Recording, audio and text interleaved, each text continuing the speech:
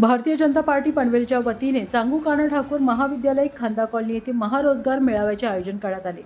आमदार प्रशांत ठाकूर यांच्या मार्गदर्शनाखाली झालेल्या या मेळाव्यात तब्बल 64 नामांकित कंपन्यांनी सहभाग घेतला, तर 2502 उमेदवारांनी रोजगाराच्या संधीचा लाभ घेतलाय।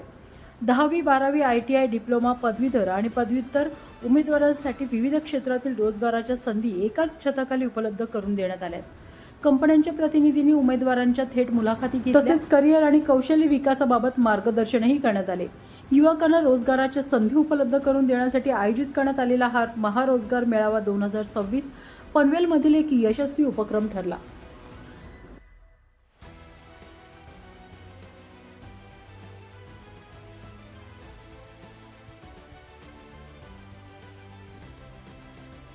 हॅलो एव्हरीवन, माझं नाव कल्याणी पवार। मी पनवेलवरूनच आलेली आहे। मी first time job fair attend करत आहे।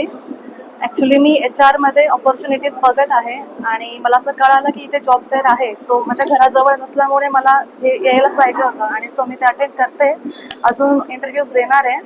मला एक गोष्ट आवडली की एका छताखाली आपल्याला भरपूर कंपनीज अवेलेबल आहेत। सो आपल्याला भरपूर ऑपॉर्च्युनिटीज आहे आपल्याला सिद्ध करण्यासाठी।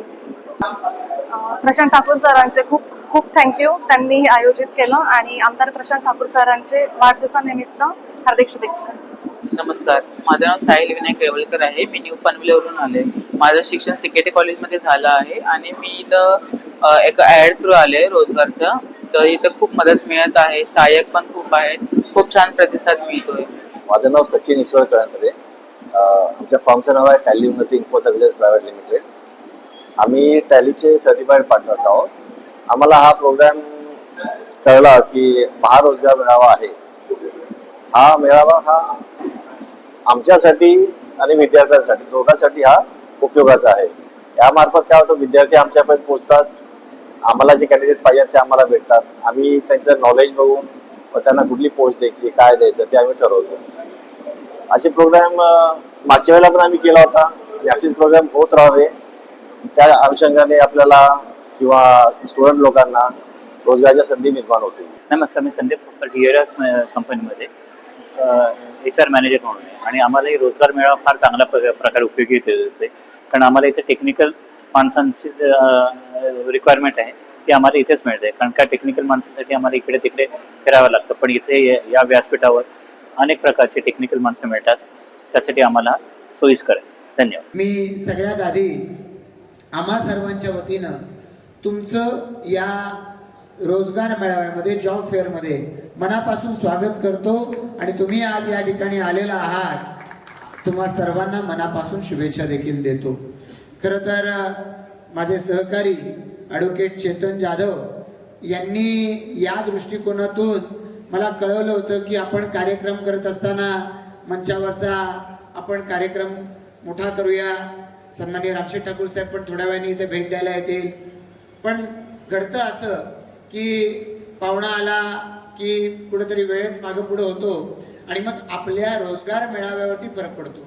तर त्यांनी सुचवलं की कार्यक्रम जो आहे हा आपण आटोपशीर घेतला पाहिजे। खरं तर याच महाविद्यालयामध्ये 2006 सालापासून माझ्या वाढदिवसाच्या निमित्तानं आम्ही त्याच्या जवळच्या रविवारी आम्ही आरोग्य शिबिर घेत असतो। वाढदिवसाच्या दिवशी असं फार झालं नाही कधी, कारण वाढदिवसाचा दिवस विगडेला असेल तर कॉलेज ते उपलब्ध होणार नाही, डॉक्टर्स आणि सगळ्यांना त्यांचं स्वतःचं काम आहे ते टाकून यावं लागेल, म्हणून वाढदिवसाच्या दिवशी कधी कार्यक्रम झाला नाही। तर तो वाढदिवसाच्या निमित्तानं त्याच्या आधीच्या रविवारी किंवा त्याच्यानंतरच्या जे जवळचा असेल त्या रविवारी कार्यक्रम घ्यायचा आमचा प्रघात होता। अनेक वर्ष म्हणजे 2006 सालापासून मी सांगतोय, 2020 आणि 21 या 2 वर्षाचाच फरक याच्यामध्ये राहिला की कोविडच्या मुळे आम्ही त्यावेळेला सार्वजनिक कार्यक्रम घेतला नाही। याच्या व्यतिरिक्त वर्षभरामध्ये वेगवेगळे कार्यक्रम, मग जनार्दन भगत शिक्षण प्रसारक संस्था असेल, रामशेठ ठाकूर सामाजिक विकास मंडळ असेल, याच्या माध्यमातून आम्ही घेत आलेलो आहोत। आणि असे वेगवेगळे कार्यक्रम करत असताना अशा सामाजिक कार्यक्रमाच्या माध्यमातून सर्वसामान्य जनतेच्या उपयोगी पडावं हा आमचा हेतू सातत्याने राहिलेला आहे। पण अलीकडच्या काळामध्ये आरोग्य शिबिर ही अनेक ठिकाणी भरवली जातात। आम्ही या ठिकाणी आरोग्य शिबिर घेत होतो तर त्यावेळेला जवळपास 10 ते 12,000 लोक भेट द्यायला यायची. पण आम्ही सर्वसाधारण उपचार करत होतो, चष्मे वाटप करत होतो. मग त्यामुळे त्या कार्यक्रमाचा प्रभावीपणा हा हळूहळू कमी होत चालला. मग ठरवलं आरोग्य शिबिर ही याच वेळेला घेतली पाहिजे असं नाही. आपण पावसाळा आणि या सगळ्या मर्यादेमुळं आपण हा कार्यक्रम नंतरही घेऊ शकतो. आणि अलीकडच्या काळामध्ये तरुणांच्या दृष्टिकोनातून आवश्यक असलेला म्हणजे हा रोजगार मेळावा, या अनुषंगानं आपण सगळीकडे मोठे मोठे हेल्प डेस्क असे बोर्ड पाहताय. हे हेल्प डेस्क हे आजच्या पुरते नाहीये.